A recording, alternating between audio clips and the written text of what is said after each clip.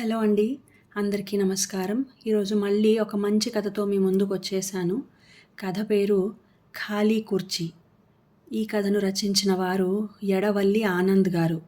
ఇంకా కథ మొదలుపెట్టేస్తున్నానండి. నాన్న, ఈసారి రావడం కుదరడం లేదు. ఫోన్లో మాధవి గొంతు వినగానే రాఘవరావు క్షణం మౌనంగా ఉండిపోయాడు. పర్వాలేదమ్మా, పని ముఖ్యం. మీకేమైనా కావాలంటే చెప్పండి, వెంటనే ఆర్డర్ చేస్తాను.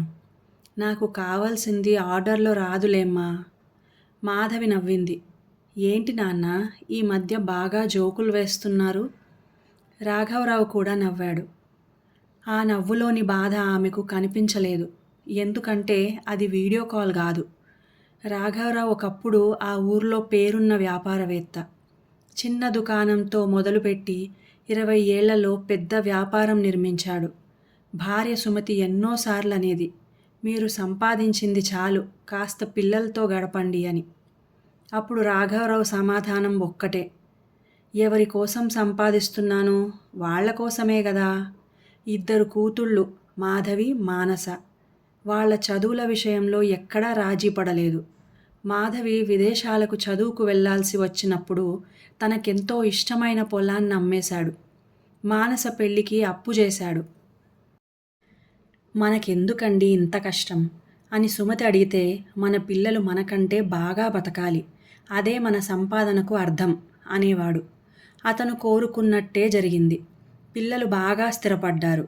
కానీ వాళ్ళు పైకి ఎక్కుతున్న కొద్దీ తండ్రికి దూరం అవుతున్నారని మాత్రం అతను గమనించలేదు. కాలం ఎవరి కోసం ఆగదు. సుమతి అనారోగ్యంతో చనిపోయింది. అంతవరకు సందడిగా అనిపించిన పెద్ద ఇల్లు ఒక్కసారిగా రాఘవరావును మింగేసేంత నిశ్శబ్దంగా మారిపోయింది. ఉదయం లేస్తే కాఫీ తాగండి అనే గొంతు లేదు. భోజనం చేస్తుంటే కూర బాగుందా అని అడిగేవారు లేరు. రాత్రి పడుకునేటప్పుడు తలుపులు చూశారా అనే మాట లేదు. మొదట్లో కూతుళ్ళు తరచూ ఫోన్ చేసేవారు. తర్వాత రోజుకు ఒకసారి, ఆ తర్వాత 2-3 రోజులకు ఒకసారి. కానీ డబ్బుకు మాత్రం కొరత రానివ్వలేదు. మాధవి ప్రతి నెల డబ్బు పంపేది. మానస మందులు ఆన్లైన్లో ఆర్డర్ చేసేది.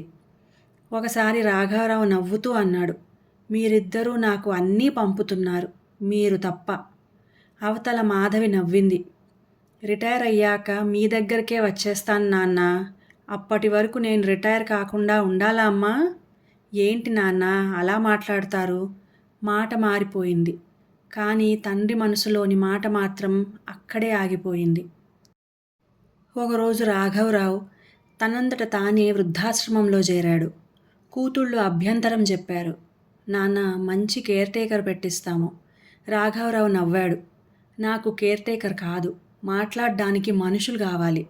ఆ ఒక్క మాటకు ఇద్దరూ మౌనమయ్యారు. వృద్ధాశ్రమంలో అతనికి కొత్త ప్రపంచం కనిపించింది. ఎవరికో కొడుకు అమెరికాలో, మరొకరికి కూతురు ఆస్ట్రేలియాలో, ఇంకొకరికి పిల్లలు అదే నగరంలో ఉన్న నెలల తరబడి కనిపించరు. అక్కడ ప్రతి గదిలోనూ ఒక కథ ఉంది. కానీ అన్ని కథల్లోనూ ఒక పాత్ర మాత్రం కామన్, ఎదురుచూపు. రాఘారావు గదిలో 2 కుర్చీలుండేవి. ఒకదానిలో అతను కూర్చునేవాడు. మరోటి ఎప్పుడూ ఖాళీగా ఉండేది. ఎందుకు సారీ కుర్చీ అని నిర్వాహకుడు శేఖర్ అడిగాడు. అది రిజర్వేషన్. ఎవరికి? రాఘవరావు నవ్వాడు. ఎప్పుడో ఒకరోజు నా పిల్లలో ఎవరో వచ్చి కూర్చుంటారని. శేఖర్కు ఏం చెప్పాలో తెలియలేదు. ప్రతి ఆదివారం వీడియో కాల్. నాన్న, ఎలా ఉన్నారు? బాగున్నానమ్మా. మందులు వేసుకుంటున్నారా? వేసుకున్నానమ్మా. డబ్బులు ఉన్నాయి. ఏమైనా కావాలా? ప్రతిసారి అదే ప్రశ్న. ప్రతిసారి రాఘవరావు అదే సమాధానం, ఏమీ వద్దు అని. కానీ అతని వెనుక కనిపించే ఖాళీ కుర్చీ మాత్రం ప్రతి వారం ఏదో అడుగుతూనే ఉండేది. దాన్ని ఎవరూ గమనించలేదు. ఒక ఆదివారం వీడియో కాల్ రాలేదు. మాధవి బిజీగా ఉంది. మానస ఒక కార్యక్రమానికి వెళ్ళింది. సోమవారం ఉదయం శేఖర్ ఫోన్ చేశాడు. మేడం, మీ నాన్నగారు. ఆ తర్వాత మాట చెప్పడానికి అతనికి గొంతు రాలేదు. రాఘవరావు నిద్రలోనే వెళ్ళిపోయాడు. మాధవి చేతిలోని ఫోన్ జారిపోయింది. మానస ఏడుస్తూ అక్కకు ఫోన్ చేసింది. ప్రయాణము, టిక్కెట్లు, అత్యవసర బాధ్యతలు, సమయం అన్నీ ఒక్కసారిగా అడ్డుగోడల్లా నిలబడ్డాయి. చివరకు తండ్రి అంత్యక్రియలను ఇద్దరూ వీడియో కాల్లో చూడాల్సొచ్చింది.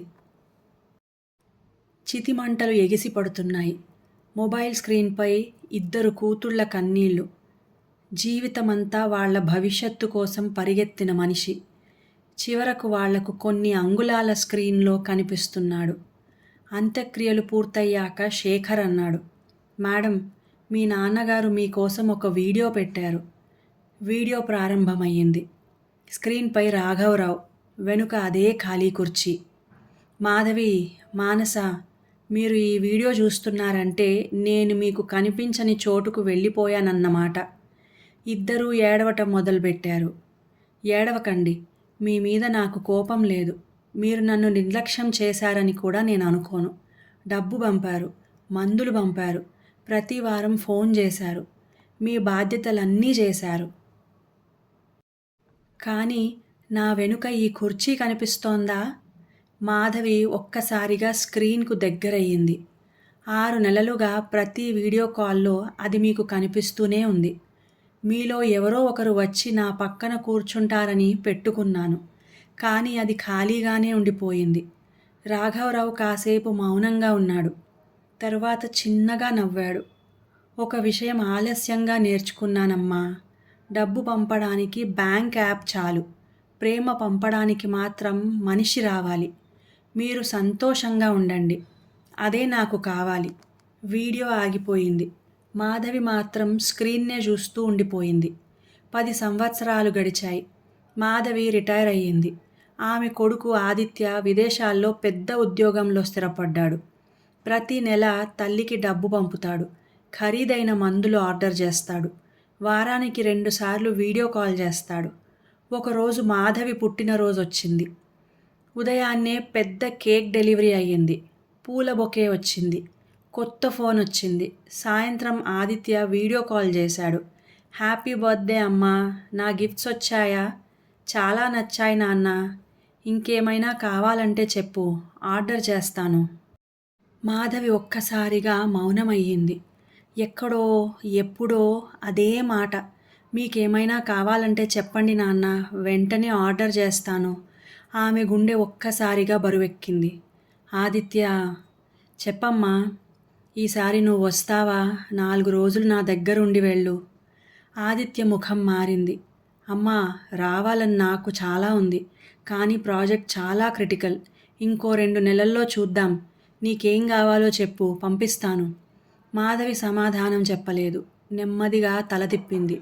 గది మూలలో ఒక పాత కుర్చీ కనిపించింది. తండ్రి వృద్ధాశ్రమంలో ఉపయోగించిన అదే కుర్చీ. అతను చనిపోయాక ఆమె తెప్పించుకుంది. ఇన్నేళ్లుగా అది ఒక జ్ఞాపకం. ఆ రోజు మొదటిసారి అది జ్ఞాపకంలా కనిపించలేదు, అద్దంలా కనిపించింది. తన తండ్రి స్థానంలో ఇప్పుడు తాను కనిపించింది. తన స్థానంలో తన కొడుకు కనిపించాడు. ఆమె కళ్ళల్లో నీళ్లు తిరిగాయి. ఏమైందమ్మా? ఆదిత్య అడిగాడు. మాధవి కన్నీళ్లు తుడుచుకుంది. ఏమీ లేదు నాన్న, కొద్దిసేపు ఆగి అంది. నీకు వీలైనప్పుడే రా, నేను నిన్ను తప్పు పట్టను. కానీ ఒక్క విషయం గుర్తుపెట్టుకో, డబ్బు పంపడానికి ఆలస్యమైతే మళ్ళీ పంపొచ్చు. కానీ మనిషిని చూడ్డానికి ఆలస్యమైతే కొన్నిసార్లు మళ్ళీ అవకాశం రాదు. ఆదిత్య మౌనంగా ఉండిపోయాడు. కాల్ ముగిసింది.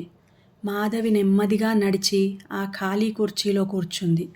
చేతితో దాని అంచును తడిమింది. నాన్న, గొంతు వణికింది. నువ్వు చెప్పింది అప్పుడు నాకు అర్థం కాలేదు, ఇప్పుడు అర్థమయ్యింది. కానీ అర్థమయ్యేసరికి నువ్వు లేవు.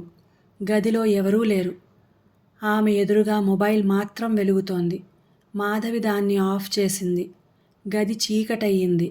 కానీ ఆమెకు ఒక నిజం స్పష్టంగా కనిపించింది. కొన్ని తప్పులకు శిక్ష దేవుడు వేయడు, కాలమే వేస్తుంది. మనం ఒకప్పుడు మరొకరికి ఇచ్చిన ఒంటరితనాన్ని కాలం మరో రూపంలో తీసుకొచ్చి మన పక్కనే ఉన్న ఖాళీ కుర్చీలో కూర్చోబెడుతుందని. ఇంకా కథ సమాప్తం. ఈ కథ మీకు నచ్చినట్లయితే ప్లీజ్ లైక్ చేయండి, షేర్ చేయండి, మంచి కామెంట్ కూడా పెట్టండి. అలాగే నా సంగీతం ఛానల్ సాగరిక సంగీత మండలి ఛానల్ని కూడా సబ్స్క్రైబ్ చేసుకొని మంచి భక్తిరసమైన పాటల్ని వినండి. ఇంకా సెలవు.